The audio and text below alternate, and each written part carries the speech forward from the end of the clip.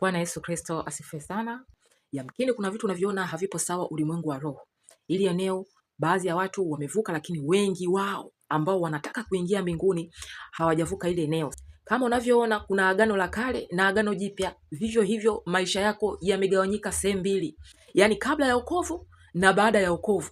Sasa unatakiwa ujiulize kwamba kabla ya wokovu kuna historia ya maisha yangu huku, kuna maisha niliyaishi. Sio hivyo tu, kuna mambo ya ukoo. Ndio maana hapa ukiangalia katika agano jipya huwezi ukayatenganisha. Agano la kale na agano jipya huwezi ukatenganisha. Yaani yanategemeana. Kuna vitu utavisoma agano jipya lakini vimezungumziwa agano la kale. Ili uweze kuelewa kwa undani lazima urudi usome agano la kale. Kwa hiyo hata wewe katika maisha yako ukiangalia hapa ukianza kitabu cha Mathayo pale anakwambia kitabu cha ukoo wa Yesu Kristo mwana wa Daudi mwana wa Ibrahim. Cha kwanza kinazungumzia ukoo. Na wewe jiulize ukoo wako yani chimbuko lako umetokea wapi? Ndio tunakuja kwenye mambo ya ukoo. Pale inaelezea vizuri Ibrahimu alimzaa Isaka, Isaka akamzaa Yakobo, mpaka inakuja kwenye Daudi akamzaa Suleimani kwa yule mke wa Uria. Inakuja huku chini mpaka kwa Yosia, anakwambia Yosia akamzaa Yekonia na ndugu zake wakati wa ule uhamisho wa Babeli. Na baada ya uhamisho wa Babeli wanaendelea kusema huyu kamzaa huyu, huyu kamzaa. Wote hawa wanaotajwa hapa wana historia huko nyuma, walifanya nini? Yaani ukitaka kujua huyu Ibrahimu alifanya mambo gani, huyu Daudi alifanya mambo gani, lazima usome agano la kale. Na ndio maana hata wewe katika maisha yako utaambiwa babu yako alikuwa huyu au ubini wako ni hivi, lakini huyo babu wewe ukuwepo. Lazima ujue huku nyuma alifanya nini. Atakaye kuwezesha kujua kwamba kuna vitu huko nyuma vilifanyika wewe ujui ni Roho Mtakatifu. Na ndio maana akaachiliwa huyu Roho Mtakatifu, anaitwa msaidizi, atusaidie tupate kujua yale yaliyofichika ili tuweze kuvuka. Haleluya. Ukiangalia hawa watu waliotajwa hapa, hawa watumishi wa Mungu, Ibrahim, kuna maagano aliingia na Mungu, kuna ahadi alipewa na Mungu. Hayo yote yanatuonyesha kwamba huyu kama Ibrahimu kuna maagano aliingia, kuna ahadi, kuna vitu kadha wa kadha alifanya. Alikuwa anamtumikia Mungu wa kweli, Bwana Yesu Kristo. Sasa hawa mababu zetu walikuwa wana miungu. Shetani atumii njia nyingine, ni humu. Na yeye alitaka kujengewa madhabahu, huyo ibilisi. Alitaka aliwaingiza maagano ambao haya maagano yanadumu vizazi na vizazi. Na ndio maana unakuta walijenga madhabahu. Ukisoma vizuri katika agano la kale kuna mahali walijenga madhabahu. Sasa na ndio maana mtakatifu wa Mungu lazima uvunje madhabahu za shetani. Kila kitu kilichoandikwa kina maana. Kwa hiyo anavyoanza kusema ukoo wa Yesu, nawe jiulize ukoo wako, unabidi ujue kwenye ukoo wako walifanya nini. Haleluya. Kule kwenye agano la kale mtumishi wa Mungu aliambiwa abomoe madhabahu alizojenga baba yake, madhabahu za shetani.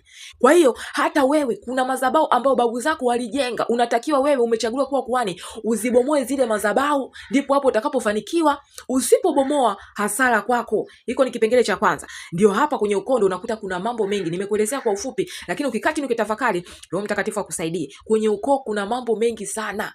Kuna mambo ya mila na desturi, kuna mambo ya taratibu mbalimbali ambazo hazimpi Bwana Yesu Kristo utukufu. Kwenye ule mstari wa 18 anasemaje? Kuzaliwa kwake Yesu Kristo kulikuwa hivi, na wewe kuzaliwa kwako wewe, kuzaliwa kwangu mimi kulikuwa hivi. Anaelezea jinsi Yesu Kristo alivyozaliwa. Hapo kuna kitu cha kujifunza.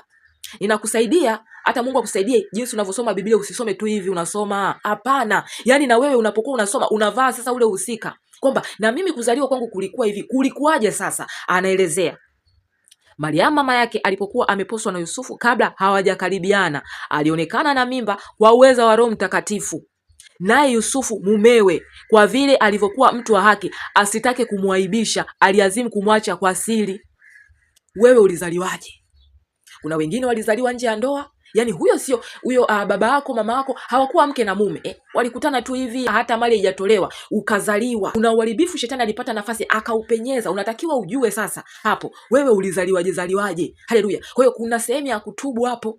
Kuna vitu vilipenyezwa kwa sababu pale ulizaliwa katika hali ya dhambi. Na Yusufu mumewe, kwa vile alivyokuwa mtu wa haki, asitake kumwaibisha, aliazimu kumwacha kwa siri. Basi alipokuwa akifikiri hayo, tazama malaika wa Bwana alimtokea katika ndoto akisema, Yusufu mwana wa Daudi, usihofu kumchukua Mariamu mkeo, maana mimba yake ni kwa uweza wa Roho Mtakatifu, naye atazaa mwana, nawe utamwita jina lake Yesu. Unaona? Kipindi hichi anapewa baba maagizo. Mama kule tayari ana mimba. Okay. Mungu kasaidia umepata kutungwa katika tumbo la mama yako. maagizo yanatoka. Jina lako wewe mtakatifu linatoka mbinguni. Kwa sababu ndo limebeba kusudi, na ndio maana huyu malaika kutoka mbinguni anakuja anazungumza na Yusufu. Anataja kwamba jina la mtoto litakuwa Yesu. Maana yeye ndiye atakayewaokoa watu wake na dhambi zao, na kusudi anapewa jina na kusudi alilolibeba. Sasa ndugu yangu, yamkini mama yako ulipokuwa tumboni, mama yako mjamzito, Ibilisi alipata nafasi kwa sababu hawakuwa wanamtumikia Mungu wa kweli. Naweza shetani akajibadilisha kuwa malaika wa nuru, kwa sababu kipindi hiko wamefungamanishwa na mizimu. Wanakuwa washaona huyu mtoto kabeba kusudi gani. Kuna roho za utambuzi zinakuja, zinavaa umbo za babu bibi, zinakuja zinasema na wazazi, zinasema na baba, zinamwambia huyu mtoto tunabidi tumpe jina fulani. Kazi ya shetani ni Yohana 10:10. Kazi yake ni kuiba, kuharibu, kuleta mauti. Kwa hiyo hata hilo jina atakalolileta hapo limebeba uharibifu, kuharibu kusudi la Mungu ndani yako, kuchelewesha kusudi la Mungu ndani yako. Wakati wa Bwana ukitimia, ukifika, wewe kweli Mungu kwa neema zake anakuokoa, kwa sababu shetani hawezi kumshinda Mungu, lakini lazima akuchafue. Na ndio maana unakuta huko mtoto mtumishi wa Mungu ulipitia vitu kadha wa kadha, na ndio maana toba nzito inahitajika. Sasa jina uliopewa lilitoka mbinguni au kuzimu? Mungu akusaidie upate kujua. Hiki kipengele ni muhimu kwa sababu jina limebeba kusudi. Sasa utakapopewa jina linalotoka kuzimu, hata kusudi, yani mambo utakayoyafanya ni ya uharibifu, yanakuchafua wewe. Na ndio maana kuna watu wanaitwa chuki. Sasa jina la chuki lenyewe lilivyo, Biblia nasema amchukiaye ndugu yake huyo ni muuaji.